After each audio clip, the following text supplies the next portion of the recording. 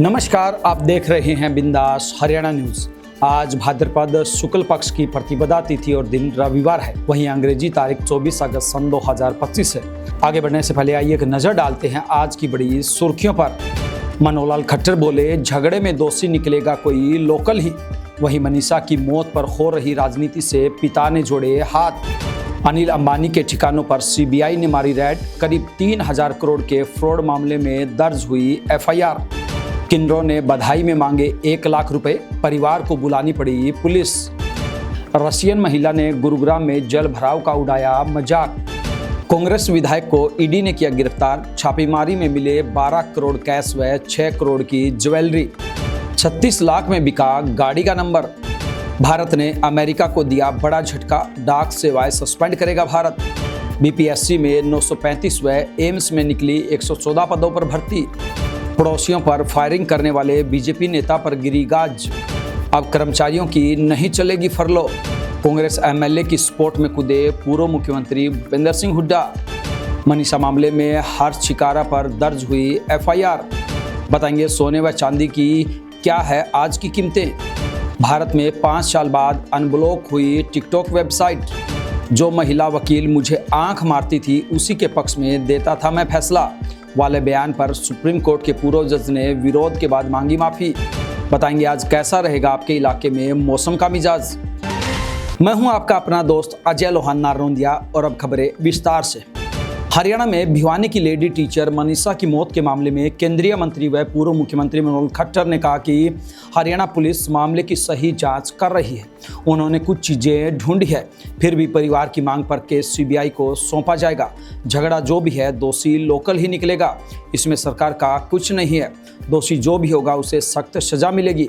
उधर बेटी की मौत पर हो रही राजनीति से पिता संजय परेशान हो गए।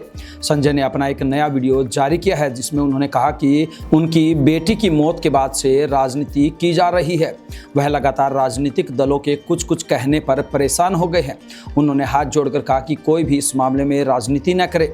वीडियो में पिता संजय ने सरकार द्वारा उनकी दोनों मांगे माने जाने पर भी संतुष्टि जताई है, इसलिए इस मामले में राजनीति न करने की पिता ने अपील की है। बता दें कि शुक्रवार को विधानसभा में मानसून सत्र के दौरान विपक्ष ने जमकर हंगामा किया था। कांग्रेस ने मनीषा की मौत और लॉ एंड ऑर्डर को लेकर काम रोको प्रस्ताव दिया था। इस प्रस्ताव पर चर्चा की मांग करते हुए कांग्रेस विधायकों ने सदन में हंगामा शुरू कर दिया। वह बेटी बचाओ बेटी पढ़ाओ के पोस्टर लेकर वेल में आ गए और कार्यवाही नहीं चलने दी। सीबीआई ने अनिल अंबानी की कंपनी रिलायंस कम्युनिकेशन के खिलाफ 2929 करोड़ रुपए के बैंक फ्रॉड मामले में केस दर्ज किया है। सीबीआई ने मुंबई में रिलायंस कम्युनिकेशन लिमिटेड के ऑफिस और अनिल अंबानी के घर पर छापेमारी भी की है। यह fraud state bank of India से जुड़ा है। केंद्रीय वित्त राज्य मंत्री पंकज चौधरी ने लोकसभा में लिखित जवाब में कहा था कि एसबीआई ने इस मामले में सीबीआई में शिकायत दर्ज करने की प्रोसेस भी शुरू की है। इसके अलावा बैंक ने अनिल अंबानी के खिलाफ व्यक्तिगत दिवालिया कार्यवाही शुरू की है जो मुंबई एनसीएलटी में पेंडिंग है। इससे पहले 23 जुलाई को भी ईडी ने अनिल अंबानी के रिलायंस ग्रुप से जुड़े 35 से ज्यादा ठिकानों पर छापेमारी की थी। रेड यस बैंक से लिए गए 3000 करोड़ रुपए के लोन धोखाधड़ी मामले में की गई थी। हिसार में पुलिस कर्मचारी के घर पोता होने पर बधाई मांगने पहुंचे किन्नरों ने 1 लाख रुपए की डिमांड रख दी। इसे लेकर हंगामा हो गया। परिवार ने 5000 से ज़्यादा रकम देने से मना कर दिया, जबकि किन्नर 1 लाख रुपए से 1 रुपया भी कम न लेने पर अड़ गए। विवाद बढ़ा तो किन्नरों ने तेज बोलना शुरू कर दिया। डिमांड 1 लाख से घटकर 51,000 रुपये आ गई, लेकिन परिवार ने आर्थिक स्थिति का हवाला देते हुए इतने रुपए देने से हाथ खड़े कर दिए। हंगामा हुआ तो शर्म के मारे परिवार 2000 रुपये और देने पर राजी हुआ, मगर किन्नर अड़े रहे। मामला सुलझता न देख परिवार ने डायल 112 को सूचना दे दी। मौके पर पहुंची पुलिस को देख किन्नरों के तेवर ढीले पड़ गए। 2 घंटे तक चले हंगामे के बाद में किन्नर परिवार की मर्जी से पैसे लेने पर राजी हो गए। गुरुग्राम की सड़कों पर मूसलाधार बारिश के बाद जल भराव ने लोगों का ध्यान खींचा, लेकिन इसे लेकर चर्चा सोशल मीडिया पर तब और तेज हो गई जब एक रूसी महिला ने अपने इलाके का वीडियो शेयर करते हुए इसे इटली के शहर वेनिस से जोड़ दिया। इंस्टाग्राम पर वायरल इस वीडियो ने लोगों को हंसाया भी और शहर की व्यवस्था पर सवाल भी खड़े किए। गुरुग्राम में रहने वाली एलिजा उए नाम की रूसी महिला ने बारिश से पहले और बाद का अपने इलाके का वीडियो इंस्टाग्राम पर पोस्ट किया। वीडियो की शुरुआत में वह अपनी गली की सामान्य सूखी स्थिति दिखाती है। महिला चुटकी बजाती है और वही गली पानी से भरी दिखाई देती है। आइए बात करते हैं करोड़पति विधायक की। जी हाँ, कर्नाटक से कांग्रेस विधायक केसी वीरेंद्र को प्रवर्तन निदेशालय यानी कि ईडी ने सिक्किम से गिरफ्तार किया है। वीरेंद्र की गिरफ्तारी prevention of money laundering act के तहत हुई है। उन पर अवैध ऑनलाइन और ऑफलाइन सट्टेबाजी का आरोप है। ईडी ने वीरेंद्र के ठिकानों पर छापा मारा था। छापेमारी के दौरान जांच एजेंसी को 12 करोड़ रुपए कैश और 6 करोड़ की गोल्ड ज्वेलरी मिली। साथ ही 1 करोड़ की फॉरेन करेंसी भी बरामद की है। 4 गाड़ियां भी जब्त की गई हैं। केसी वीरेंद्र कर्नाटक की चित्रदुर्ग विधानसभा में विधायक है। बताया गया है कि विधायक की गोवा में कसिनो कारोबार में हिस्सेदारी है। वे करीब 5 कैसीनो के मालिक हैं, जिसमें फेमस पप्पीज कसिनो भी शामिल है। चंडीगढ़ में गाड़ियों के फैंसी नंबरों के लिए इस बार लगी बोली ने पिछले सारे रिकॉर्ड तोड़ दिए हैं। इनमें पहला 0001 नंबर इतना महंगा रहा जितने में एक टोयोटा फॉर्च्यूनर या 3 थार गाड़ी खरीदी जा सकती हैं। इस नंबर की कीमत 36.43 लाख रुपए लगाई गई। यह अब तक का सबसे महंगा नंबर बन गया है। सेक्टर 17 स्थित रजिस्टरिंग एंड लाइसेंसिंग अथॉरिटी ने नीलामी में टॉप 7 नंबर बेचकर ही 128.15 लाख रुपए कमा लिए। वहीं पूरी नीलामी में अथॉरिटी को 4 करोड़ रुपए से ज़्यादा का राजस्व प्राप्त हुआ है। आइए बात करते हैं भारत ने अमेरिका को दिए झटके की। जी हाँ, भारतीय डाक विभाग 25 अगस्त से अमेरिका के लिए ज़्यादातर डाक सामानों की बुकिंग सस्पेंड करने जा रहा है। फिलहाल ये फैसला अस्थायी रूप से लागू होगा। डाक विभाग ने एक प्रेस नोट जारी करके इसकी जानकारी दी। 29 अगस्त से अमेरिका जाने वाले सभी अंतर्राष्ट्रीय डाक सामानों पर देश विदेश international emergency economic power act tariff structure के अनुसार कस्टम ड्यूटी देनी होगी, चाहे उनकी कीमत कितनी भी हो। हालांकि $100 यानी कि करीब 8,700 रुपये तक की कीमत वाले गिफ्ट आइटम्स को ड्यूटी से छूट मिलती रहेगी। इससे पहले $800 यानी कि करीब 70,000 रुपये तक के सामान ड्यूटी फ्री थे। बिहार लोक सेवा आयोग ने सहायक शिक्षा विकास अधिकारी के 935 पदों पर भर्ती का नोटिफिकेशन जारी किया है। इस भर्ती के लिए आवेदन की प्रक्रिया 27 अगस्त से शुरू होगी। उम्मीदवार बीपीएससी के ऑफिशियल वेबसाइट bpsc.bihar.gov.in पर जाकर ऑनलाइन मोड में आवेदन कर सकते हैं। All India institute of medical sciences की ओर से भी फैकल्टी के 114 पदों पर भर्ती निकाली है। इस भर्ती के लिए 30 अगस्त से आवेदन शुरू है। उम्मीदवार ऑफिशियल वेबसाइट amsnagpur.edu.in पर जाकर अप्लाई कर सकेंगे। हिसार के हांसी में नाली के मामूली विवाद में बीजेपी मंडल अध्यक्ष ने पड़ोसियों पर गोलियां चला दी। पड़ोसी सिंचाई विभाग के कलरक और उसके दोस्त ने किसी तरह नीचे झुककर खुद को बचाया, जिसके चलते गोली घर के दरवाजे में जा लगी। गोलियों की आवाज़ सुनकर इलाके में हड़कंप मच गया। लोग तुरंत अपने घर के भीतर चले गए। इसके बाद पुलिस को सूचना दी गई। पुलिस ने मौके पर पहुंचकर हालात संभाले। इसके बाद भाजपा नेता और दूसरे पक्ष के बयान दर्ज किए जा रहे हैं। पुलिस का कहना है कि आगामी कानूनी कार्रवाई की जा रही है। भाजपा हांसी जिला अध्यक्ष अशोक सैनी का कहना है कि गोली चलाने वाले मंडल अध्यक्ष विजय मलिक की प्राथमिक सदस्यता रद्द की जाएगी। पार्टी शीर्ष नेताओं को इस पूरे मामले से अवगत करवा दिया गया है। शुरुआती जानकारी के मुताबिक भाजपा के मंडल अध्यक्ष विजय मलिक हांसी के गांव देपल में रहता है। वह भाजपा के उमरा मंडल अध्यक्ष है। उसका पड़ोसियों से नाली को लेकर विवाद हो गया। पड़ोसियों से बहस ज्यादा बढ़ गई। विवाद बढ़ने पर भाजपा नेता तेज में आ गया। वह घर के भीतर गया और अपना लाइसेंसी पिस्टल निकालकर ले आया।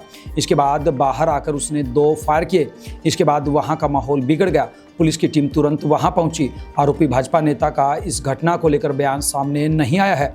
वारदात के बाद आरोपी ने घर से भाजपा का झंडा उतार कर तिरंगा लगा दिया है। चंडीगढ़ में अब ड्यूटी पर समय पर न पहुंचना कर्मचारियों के लिए नुकसानदायक हो सकता है। चंडीगढ़ प्रशासन ने आदेश जारी करते हुए कहा कि अगर किसी कर्मचारी की हाजिरी बायोमेट्रिक सिस्टम में दर्ज नहीं होगी तो उसकी सैलरी काट ली जाएगी। इस आदेश के बाद कर्मचारियों के चेहरे पर चिंता साफ दिखाई दे रही है। प्रशासन ने सभी कर्मचारियों की सूची मांगी है ताकि यह जाँच हो सके कि उनमें से कितने बायोमेट्रिक से जुड़े हैं और कितने नहीं। जो कर्मचारी अभी तक इससे नहीं जुड़े हैं उन्हें भी जल्दी सिस्टम से जोड़ा जाएगा। आदेश में कहा गया कि कर्मचारियों की बायोमेट्रिक हाजिरी की रिपोर्ट हर महीने तय समय से पहले भेजना अनिवार्य होगा ताकि वेतन बिल समय पर तैयार हो सके। प्रशासन के मुताबिक यह आदेश उन कर्मचारियों के लिए परेशानी बन सकता है जो सुबह ड्यूटी पर लेट आते हैं और शाम को समय से पहले ऑफिस छोड़ देते हैं। अब ऐसा नहीं होगा क्योंकि बायोमेट्रिक एंट्री से यह पता चल जाएगा कि कर्मचारी कितने बजे ऑफिस आया और कितने बजे गया। पहले पूरी सैलरी मिलती थी, लेकिन अब जो कर्मचारी फरलो यानी कि काम में लापरवाही करेगा उसकी सैलरी काट ली जाएगी। वहीं ये नियम हरियाणा में भी सरकार लागू करने जा रही है। आइए बात करते हैं कांग्रेस विधायक के विवाद में कूदे भूपेंद्र सिंह हुड्डा की।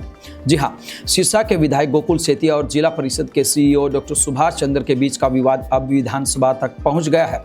इस मामले में पूर्व मुख्यमंत्री भूपेंद्र सिंह हुड्डा ने प्रतिक्रिया देते हुए अधिकारी के व्यवहार को गलत बताया है। पूर्व मुख्यमंत्री हुड्डा ने मीडिया को दिए बयान में कहा कि एक विधायक के साथ अधिकारी का व्यवहार ठीक नहीं है। उन्होंने कहा कि विधायकों की आवाज़ जनता की आवाज़ है और इस तरह का व्यवहार बर्दाश्त नहीं किया जाएगा। हुड्डा ने यह भी कहा कि यह मामला उन्होंने उठाया है और इसे विधानसभा हाउस मीटिंग में रखा जाएगा। हुड्डा ने कहा कि यह सिर्फ विधायक अशोक अरोड़ा की बात नहीं है। जुलाना से भी एक विधायक का एसएचओ टेलीफोन नहीं उठा रहा था। उन्होंने कहा कि सिरसा से उनके विधायक गोकुल सेतिया की भी अफसर नहीं सुन रहे हैं। भिवानी की मनीषा की मौत के मामले में न्याय की मांग कर रहे सोनीपत के हर्ष छिकारा पर भी भिवानी पुलिस ने भड़काऊ भाषण देने के आरोप में एफआईआर दर्ज कर दी है। इसकी जानकारी खुद हर्ष छिकारा ने अपने सोशल मीडिया अकाउंट पर वीडियो जारी कर दी है। छिकारा ने बताया कि उनके घर के सामने HR 26 नंबर की पुलिस की एक गाड़ी भी पहुंची थी। हालांकि उस वक्त वह घर पर मौजूद नहीं थे। उन्होंने सरकार पर कटाक्ष करते हुए कहा कि धन्यवाद सरकार आपका, न्याय मांगने वालों को आप इतना अच्छा इनाम देते हो। सेक्टर 23 सोनीपत निवासी छिकारा ने साफ किया कि वे पीड़ित और शोषित लोगों के लिए हमेशा आवाज उठाते रहेंगे। उनके मुताबिक अगर किसी बहन के हक के लिए बोलना अपराध है तो वे यह अपराध बार बार करेंगे।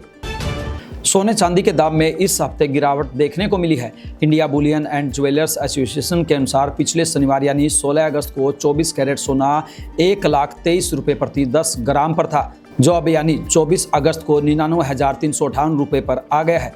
यानी इसकी कीमत में 665 रुपये की गिरावट आई है। चांदी की कीमत पिछले शनिवार को 1,14,933 रुपये पर थी, जो अब 1,13,906 रुपये पर आ गया है। यानी इस हफ्ते इसकी कीमत 1,027 रुपये कम हो गई है। वहीं 23 जुलाई को चांदी ने 1,15,850 रुपये और 8 अगस्त को सोने ने 1,01,406 रुपये का ऑल टाइम हाई बनाया था। चाइनीज प्लेटफॉर्म टिकटॉक की वेबसाइट भारत में 5 साल बाद अनब्लॉक हुई है। साथ ही online shopping site AliExpress और सीन का वेब पेज भी ओपन हो रहा है। साल 2020 में भारत चीन के बीच रिश्तों में तनाव के चलते इन पर बैन लगाया गया था। यूजर्स मोबाइल और लैपटॉप पर अभी इन प्लेटफॉर्म्स की वेबसाइट का सिर्फ होम पेज एक्सेस कर पा रहे हैं। वहीं टिकटॉक और अली एक्सप्रेस का ऐप अभी भी गूगल प्ले स्टोर और एप्पल ऐप स्टोर पर अवेलेबल नहीं है, यानी ऐप अभी भी ब्लॉक्ड है। वहीं सीन का ऐप इंस्टॉल किया जा सकता है। टिकटॉक या उसकी पेरेंट कंपनी बाइटडांस ने अभी तक कोई ऑफिशियल स्टेटमेंट नहीं दिया है।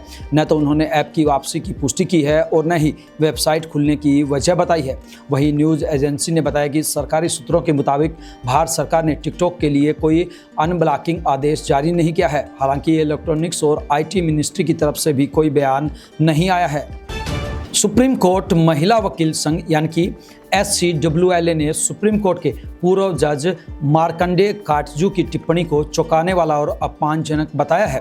काटजू ने 20 अगस्त को सोशल मीडिया पर लिखा था कि जिन महिला वकीलों ने मुझे आंख मारी, मैंने उनके पक्ष में फैसला दिया। SCWLA ने कहा कि यह बयान हर महिला वकील की गरिमा, ईमानदारी और पेशेवर पहचान पर सीधा हमला है। ऐसे शब्द महिलाओं की मेहनत और योग्यता को कमतर दिखाते हैं। SCWLA ने कहा कि एक पूरा जज जिन्हें कभी संविधान की रक्षा और न्यायिक मूल्यों को बनाए रखने की जिम्मेदारी सौंपी गई थी, उनसे ऐसी सोच की उम्मीद नहीं थी।